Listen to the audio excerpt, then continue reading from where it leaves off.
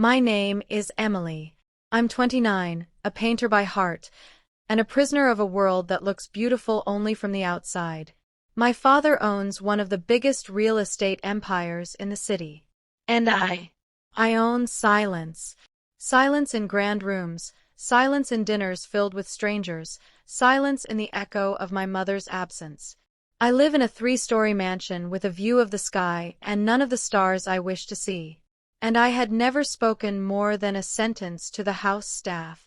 Until that morning, when the new maid, Alina, walked in on me and froze. But it wasn't the mess on the floor that startled her. It was me, sitting on the ground, surrounded by brushes, paint spilled like tears, crying in front of a half-finished portrait of my mother. Alina was barely 20, from a village I couldn't pronounce. She looked scared, not of me, but of what she had seen.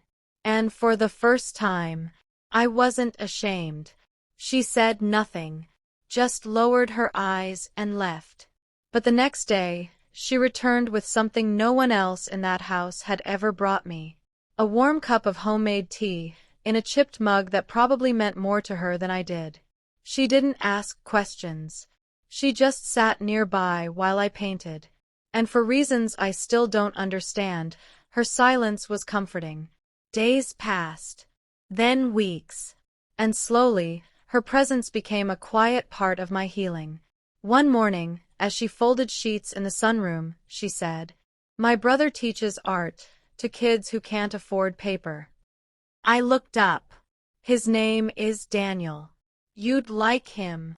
I smiled, politely, but inside, a soft thread pulled. 3 Sundays later, he came by. Daniel wasn't what I expected. No designer shoes. No charming arrogance. Just soft hands, a calm voice, and eyes that had seen real things. He didn't compliment my work. He understood it. He didn't ask what I'd lost. He saw it, in the way I held the brush. Week by week, he returned. With little things.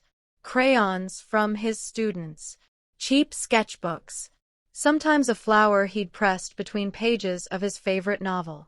I never told him about my loneliness. I didn't have to. One afternoon, as the sunlight fell across the floor like gold, he looked at one of my new paintings, 2 people sitting in silence, and said, "I think this is us." I laughed. "Quiet," he said. "No. Safe." I didn't fall in love in that moment.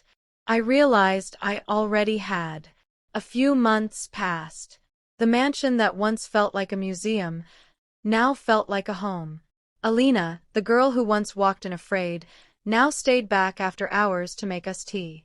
Then, one winter morning, I walked into the sunroom, and Daniel stood there, not with a ring, but a brush.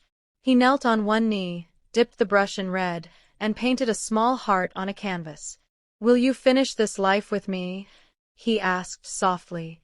I didn't cry. I just picked up a second brush and began to paint.